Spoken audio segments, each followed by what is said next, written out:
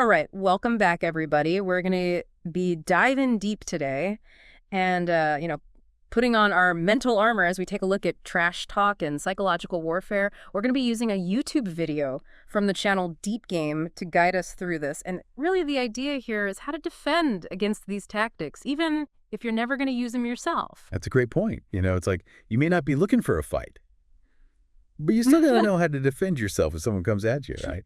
Absolutely. It's like, even if you're a pacifist at heart, you don't want to be caught off guard if someone decides to throw a punch.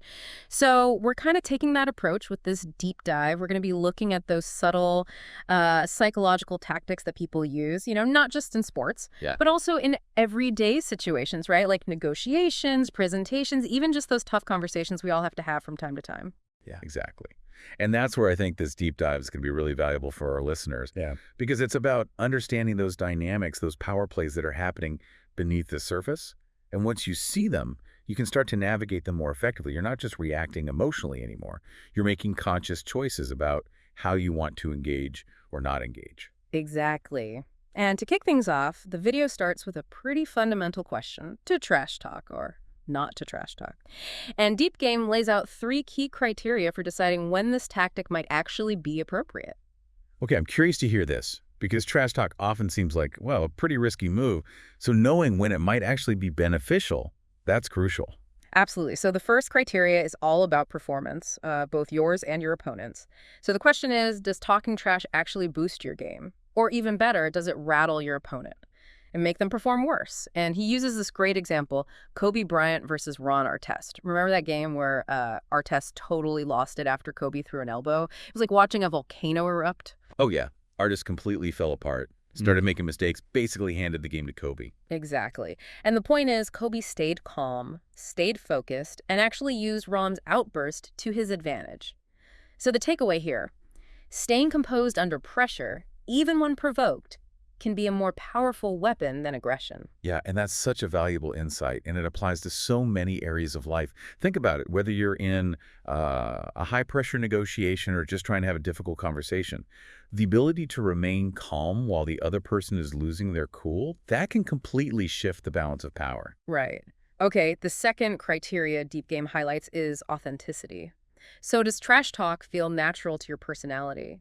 It made me think of Tim Duncan. He wasn't loud or in your face, but he'd drop these subtle one-liners, almost deadpan, and they would just get under his opponent's skin. It's interesting how different personalities can leverage trash talk in different ways, right? For some people, it's about humor. For others, it's about direct confrontation. But the key is, it has to feel genuine. Otherwise, it just falls flat. Right. It's got to be authentic to you. Don't try to be someone you're not. Which leads perfectly into the third criteria, can you back it up? Don't be the little dog barking at a Rottweiler. If you're going to talk the talk, you better be able to walk the walk. And that walking the walk can mean different things in different contexts, right? In sports, it's about skill and performance. But in a professional setting, it might be about having the knowledge, the expertise, the confidence to back up your claims. Exactly. So to sum up Deep Game's first point, before you even consider trash talking, ask yourself, will it improve my performance or hurt my opponents? Does it feel authentic to me? And most importantly, can I back it up with my actions?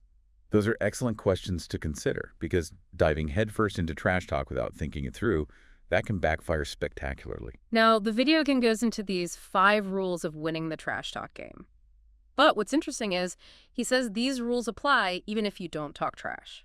It's all about understanding the psychology behind it, so you can defend against it. Okay, I'm intrigued. Let's break down these rules and see how they can be applied in the real world. All right, rule number 1 is don't take it seriously. And Deep Game uses this great analogy of a puppy trying to bait you into playing. Imagine that. How can you look at a trash talker through that lens? That's brilliant. If you could reframe it as, someone desperately trying to get your attention or provoke a reaction, it suddenly loses its power, right? By not taking the bait, you actually take control of the situation. Okay, rule number 2 is don't back down. And to illustrate this, he tells this hilarious story about a teammate he had back in 8th grade. Now, this kid was huge, like built like a linebacker, and he decided he was going to bully our narrator during practice. Uh-oh, I can already tell this is going to be good. What happened? So they get tangled up during a drill, and this linebacker dude rips the ball away and goes, "We're going to fight." Now, our narrator was this skinny kid, clearly outmatched physically, Oh, I can only imagine the tension. but instead of backing down, he just stood his ground, didn't say a word, and then proceeded to completely dominate the rest of practice. Scored every basket, hit every free throw. He even stared that bully down after every play. Whoa, talk about a power move. That takes guts. Yeah. But what's the lesson here? Does not backing down always mean physical confrontation? That's a great question. And the answer is no. In that situation, it was about standing up for himself. But not backing down can also mean maintaining your composure, your confidence, and continuing to excel in your chosen field, even when faced with negativity or intimidation. So it's about realizing that backing down doesn't always mean engaging in, like, a verbal sparring match. It can be about demonstrating competence and resilience in the face of pressure. Exactly. And guess what? The bully totally backed off and actually became much less aggressive after that. It's amazing how a display of quiet confidence can be more intimidating than any amount of bluster. It goes back to that idea of walking the walk, right? Mm. Actions often speak louder than words. Okay, rule number 3 is a big one. Don't get emotional. This is where things get really interesting. This is where things get tricky because it's so easy to get caught up in the heat of the moment. But that's exactly what the other person wants, right? They're trying to throw you off balance. And Deep Game uses a really compelling example to illustrate this. The fight between Conor McGregor and Jose Aldo. So Aldo was this undefeated champion, totally dominant, used to everyone being intimidated by him. And then Conor comes in and just flips the script. He relentlessly trash talks Aldo, even going so far it's like, grab his belt and hold it up during a press conference. Oh, yeah, I remember that. It was such a bold move. Yeah. Aldo, who was used to respect and deference, was suddenly faced with this, like, unpredictable opponent Yeah. who was directly challenging his authority. And it worked. Connor kept poking and prodding, and you could see Aldo getting more and more frustrated, more emotional. Connor even predicted that Aldo would get so worked up he'd throw a predictable right hook in the fight. And guess what happened? Let me guess. Aldo charged in, threw the punch, and walked right into a knockout. Exactly. 13 seconds, that's all it took. It was a shocking upset. And a perfect example of how losing control of your emotions can lead to disaster. It's such a powerful reminder that our emotions can be our biggest weakness, especially when someone's deliberately trying to manipulate them. You know, there's a great quote from Miyamoto Musashi, the legendary Japanese swordsman. He said, "Control your anger. If you hold anger towards others, they have control over you." And it's so relevant, even outside of martial arts, you know? Absolutely. And Deep Game even goes into some practical techniques for regulating emotions in these situations. Yeah. Things like breathing exercises, relaxing your body, redirecting your focus back to the task at hand. Those are great tools, but I think it's important to remember that they take practice. It's like training your physical muscles, right? You got to train your mental muscles to become more resilient, less reactive. Rule number 4 is don't change your game plan. So Deep Game is really emphasizing here the importance of sticking to your strategy and not letting trash talk derail your goals. It makes sense. Yeah. If your opponent can distract you or provoke you into making rash decisions, they've already gained an advantage. It's like in a chess match. If you lose focus, you lose the game. I love that analogy. It's about recognizing those distractions for what they are, attempts to throw you off your game. And self-awareness plays a crucial role here, right? If Yes. you understand your own strengths, your weaknesses, your triggers, you can better anticipate and navigate these situations without losing sight of your goals. Absolutely. Okay, last but not least, rule number 5. Don't stop until it dies out naturally. This one's interesting. Deep Game compares it to a fight, you know? You can't just stop midway. It's about recognizing that these situations have their own, like, natural rhythm, right? Yeah. There's a build-up, a peak, and then a resolution. Trying to force a premature ending can backfire, especially if you're dealing with someone who's really skilled at pushing buttons. He emphasizes the importance of, reading the situation and knowing when it's truly over. Like recognizing when the other person has run out of steam or is just exhausted. That's when you know you've weathered the storm. There's a real sense of accomplishment in that, wouldn't you say? Knowing that you stayed true to yourself, you didn't let anyone get under your skin, and you came out on top without compromising your values or goals. Absolutely. So we've covered a lot of ground here.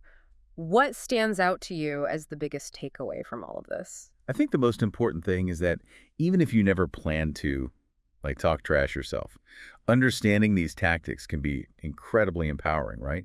It's about developing that mental armor that allows you to navigate those challenging situations with grace and confidence. It's like having a secret weapon. You may never need to use it, Hmm. but just knowing that you have it gives you a sense of calm and control. That's a great way to put it. Now, before we wrap up, I want to touch on something Deep Game says at the end of the video. He talks about how important it is to know the art of war so it can't be used against you. So he's basically saying that understanding these tactics is essential, even if you never plan to use them offensively. Yeah, I think what he's getting at is that it's not about becoming a master manipulator yourself, but rather about developing an awareness of the subtle ways in which people try to influence or control others.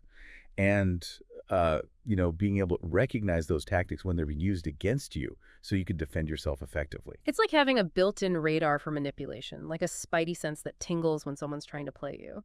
And the more you understand these tactics, the better equipped you'll be to stay true to your own goals and values. Yeah. It really makes you think, how these seemingly aggressive tactics are actually about control and influence. And it's not just in, like, competitive environments either. Right. Think about those tense negotiations. Yeah. Or even just dealing with a difficult coworker, someone who's always trying to undermine you or take credit for your work. Exactly. Like Deep Game says, by understanding the art of war, you can protect yourself from it. You start to see those subtle manipulations and power plays for what they are. It's almost like you develop a sixth sense for these things. It's funny you say that, because a lot of these principles, they actually align with mindfulness practices too. Oh, interesting. How so? Well, think about it. Mindfulness is all about staying present, observing your reactions without judgment, and choosing your response thoughtfully. And that's exactly what we're talking about here, right? Yeah, I see what you mean. It's like trash talk is a test of your mindfulness. Yeah. And by staying present and not getting swept up in the emotion, you pass the test. Exactly. And that's a valuable skill in any situation where you're under pressure or feeling challenged. Absolutely. So Deep Game leaves us with this challenge, right? How can we apply these principles to our own lives, beyond the world of sports? Could understanding trash talk strategies actually make us more effective communicators, negotiators, or even leaders? It's a great question to ponder. What situations come to mind for you? Well, I'm thinking about those high-stakes presentations where you really need to win over a room, or even just those everyday conversations where, someone's trying to push your buttons. Those are great examples. Imagine going into those situations with the calm confidence of someone who knows exactly how to handle themselves no matter what comes their way. Yeah, it's like having this unshakable inner strength, Yeah. knowing that no matter what anyone says or does, you're not going to let it throw you off your game. Exactly. And that kind of resilience is invaluable, whether you're leading a team, negotiating a deal, or just navigating the ups and downs of everyday life. So true. Well, this has been an incredible deep dive into the world of trash talk and psychological warfare. We've learned so much about how to defend against these tactics and even how to use them for good. Yeah, and remember, it's not about becoming a master manipulator. It's about understanding the game so you can play it with integrity and ultimately achieve your goals. Couldn't have said it better myself. So we hope this deep dive has given you some valuable tools and insights that you can apply in your own life. Let us know what you think. Share your own experiences in the comments below. We'd love to hear from you. And until next time, stay sharp, stay focused, and never let anyone steal your mental game.